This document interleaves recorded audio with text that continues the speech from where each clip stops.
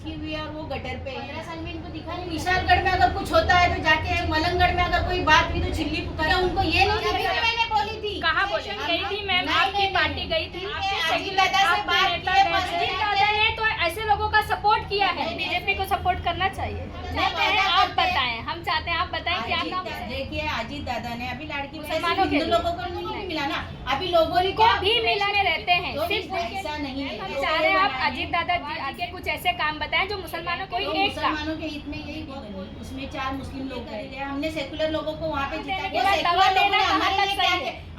नमस्कार आदाब, मैं नुसरत चौधरी, आप देख रहे हैं तीखे बोल में आपका स्वागत।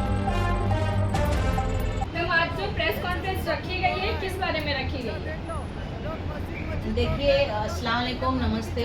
आज का हम लोगों का यहाँ पे आप लोगों को बुलाने का सिर्फ एक ही मकसद था कि जो 26 नंबर वार्ड में हुआ हादसा, और ख़ास करके हमारे पत्रकार भाइयों को भी वहाँ पे धक्का मुक्की की गई। वहाँ पे जो एक सबील है वो 15 साल पुरानी है। अभी कुछ लोग कहते हैं कि वहाँ पे जो सबील पे आयत लिखी हुई है और वो गटर पे है, नाले पे, तो 15 साल में इनको दिखा नहीं था क्या? लेकिन वहाँ के जो स्थानिक लोग हैं वो ये बता रहे हैं कि कल जो है आवाड़ साहब की एक सभा होने वाली है, उस सभा की वजह से उस सबील को हटाया गया। अब मुझे नहीं मालूम कि वो क्या बात है, लेकिन हमारा आप लोगों को बुला के बताने का मकसद सिर्फ एक ही है कि हमारे इस्लाम में पानी पिलाना ये बहुत बड़ा सवाब का काम है। और बबलू सैयद जो सैयद घराने से रहते हुए हथौड़ा चला रहा है वहाँ पे आयत के ऊपर। यही अगर एक मिनट मेरी पे ये बात कंप्लीट होने दो। बबलू सैयद जो है सैयद घराने से है और इसने आयत पे हथौड़ा चलाया, और हथौड़ा चलाते हुए अगर गैर कौम का लोग अगर कोई करता तो आज मुमरा का पूरा नक्शा ही बदली हो जाता। क्योंकि अभी हमारे जो सेक्युलर नेता है वो विशालगढ़ में अगर कुछ होता है तो जाके चिल्ली पुकार करते हैं, मलंगगढ़ में अगर कोई बात हुई तो चिल्ली पुकार कर रहे हैं। तो क्या उनको ये नहीं दिख रहा है कि आज तुम्हारा आदमी क्या कर रहा है? आयत पे हथौड़ा उसने चलाया ही कैसे? और ये जो बात है कि नाले के ऊपर है, तो नाले के ऊपर तो आयत के कुरान शरीफ वाले की दुकान भी है, लेकिन वो तो उससे ऊपर ही है ना, नाले के ऊपर थोड़ी रखा हुआ है, उसमें गैप है।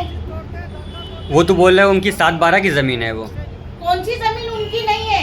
सारी जमीनें उनकी है। आपने कब्रिस्तान का वीडियो भी सुना होगा। उसके बाद में कई जगह के हेरफेर है, वो तो आप लोगों को सब मालूम है कि महापालिका की कितनी जमीन है, रिजर्वेशन की भी खा गए वो लोग। वो उस पे तो जाना ही नहीं है उनको। जो रोड बना हुआ है वहाँ पे वो सबील है रास्ते के साइड में, कोई उसके घर पे नहीं है। कल को बोलेगा रोड भी मेरे बाप का है, जो रास्ता महापालिका ने बनाया। अगर तेरे में दम था तो तूने तेरे पैसे से बनाता था, क्यों दूसरे निधि से बनाया, अल्पसंख्यक की निधि से? अश्विन मैम आपको दिक्कत सबील पे हथौड़ा चलाने से या फिर वहाँ पे डॉक्टर आयत पे उसने हथौड़ा चलाया क्यों? अश्विन मैम जब ये अगर हिंदू धर्म का आदमी अगर चलाता तो क्या आप लोग बर्दाश्त करते हैं? अश्विन मैम जब आप सल्लम की शान में गुस्ताखी की गई थी तब आप कहाँ थी? जब आप मैंने बोली थी, कहाँ बोले? हमने आप पुलिस स्टेशन गई थी मैम, आपकी पार्टी गई थी, हमने जाके अजीत दादा से बात की है पर्सनली। हमने अजीत दादा ने तो ऐसे लोगों का सपोर्ट किया है, ऐसे लोगों का सपोर्ट किया है।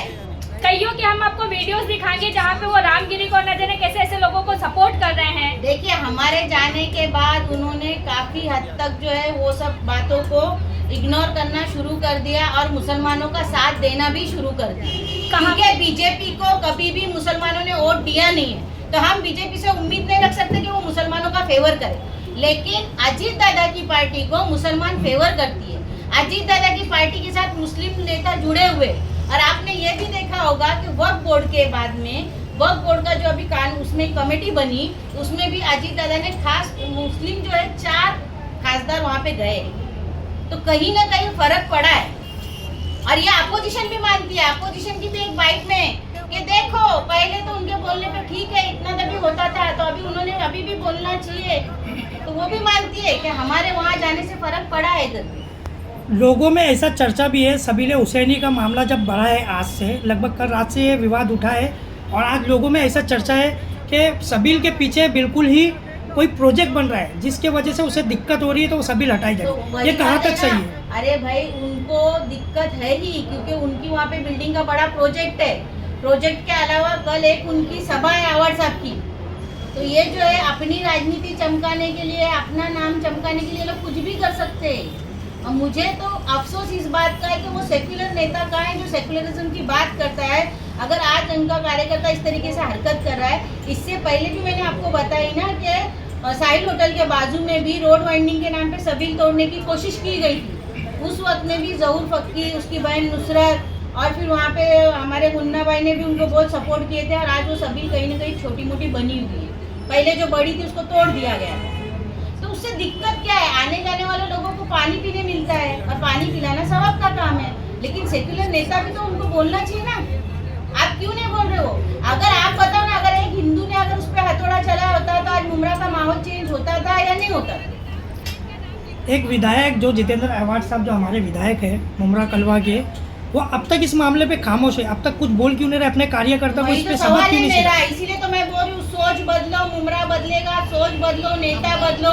क्योंकि अगर आपने सोच नहीं बदली तो आमदार नहीं बदलेगा, और आमदार नहीं बदला तो आप तोरण का सवाल नहीं कर सकते हो। आपने अगर आमदार नहीं बदला तो आप कब्रिस्तान पे सवाल नहीं कर सकते हो, आप अपना सारा हक खो दोगे। अगर आपने आमदार नहीं बदली किया तो आप हॉस्पिटल पे सवाल नहीं कर सकते हो। अगर आपने आमदार चेंज नहीं किया तो आप हैंगिंग मार्केट वाला जो मार्केट का खाब है उस पर सवाल नहीं कर सकते। लेकिन मैडम अभी तक तो पार्टी एक थी, अभी इधर पार्टी अलग हुई है, तो उससे पहले आप लोगों ने सवाल उस पर क्यों नहीं उठाया? हमने सवाल उठाया, मेरी हर फाइट में कि मेरे काम नहीं हुए, इसके लिए हम छोड़ के यहाँ आए। और आज भी आपने देखा होगा कि हमने जब फाइट आपको दी थी बुला के, तो हमने यही कहा था कि हम हमारे पर्सनली मफाद के लिए नहीं जा रहे हैं, हमारे लोगों के काम नहीं हो रहे, तो हमको वहाँ से बजट मिलेगा, हमारे लोगों के काम होंगे, प्रॉब्लम सॉल्व हो जाएगी। गटर नाले की प्रॉब्लम की वजह से लोगों के घरों तक पानी जाता है, लोगों का व्यवसाय जो है, बिजनेस जो है वो ठप हो रहा है, लोगों को नुकसान हो रहा है। एजुकेशन के मामले में जो हमने टीचरों की मांग की थी, बजट जो स्कूल के जो टीचर्स है वो नहीं मिले थे, स्कूल की जो हालत खराब थी उसके ऊपर हमने मांगनी की थी, ऐसी कई बातें थी। जब वो बजट आया तो आपने वो भी देखा होगा कि इन्हीं के जो आरएसएस की जो कंपनी है महामुमरा देवी, उसी ने 10% बिलो भर दिया। उनकी सोच ये थी कि हमने 10% बिलो भरा है तो लोग रीटेंडर कॉल कर लेंगे और बजट जो इनका लैप्स होगा, लेकिन हमने नहीं किया क्योंकि हमको लोगों के काम करने। अगर सवाल करते हैं तो वो उल्टा पत्रकारों पे ही हमला करते।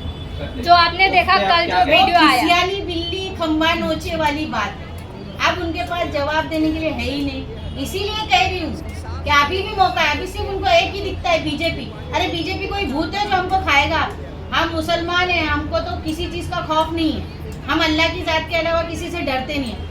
मैं तो यही कहूँगी, खुद को इतना मजबूत करो कि दूसरा हमारे ऊपर क्या हमला करे। तो बीजेपी को सपोर्ट करना चाहिए? नहीं करना चाहिए। हम क्या बीजेपी को सपोर्ट कर रहे हैं?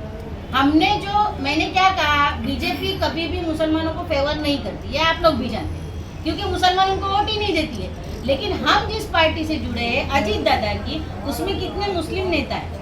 हम ऐसे तो बीजेपी में भी बहुत मुस्लिम नेता तो वो हमारे लिए काम कर ही रहे ना। मुस्लिम नेता तो बीजेपी के साथ। आप ये बताएं अजीत दादा ने मुसलमानों के लिए काम किया है कि नहीं? और अजीत दादा हम चाहते हैं आप बताएं, हम चाहते हैं आप बताएं क्या काम मुसलमानों के लिए किया है। देखिए अजीत दादा ने अभी लाड़की बहन योजना आई, मुसलमानों के लोगों को मिली, मुसलमानों को भी मिला ना।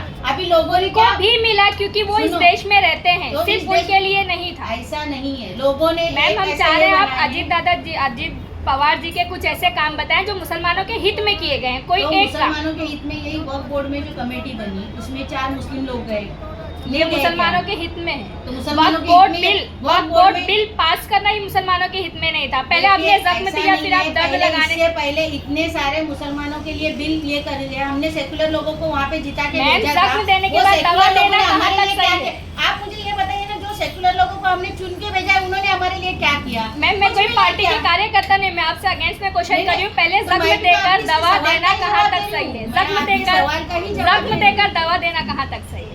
वक्फ बोर्ड लाना, फिर मुसलमानों को इन्वॉल्व करना। वक्फ बोर्ड को ये लोगों ने जो चैलेंज किया था तो बीजेपी ने किया उसको, लेकिन कहीं ना कहीं तोड़ अजीत दादा ने भी दिया।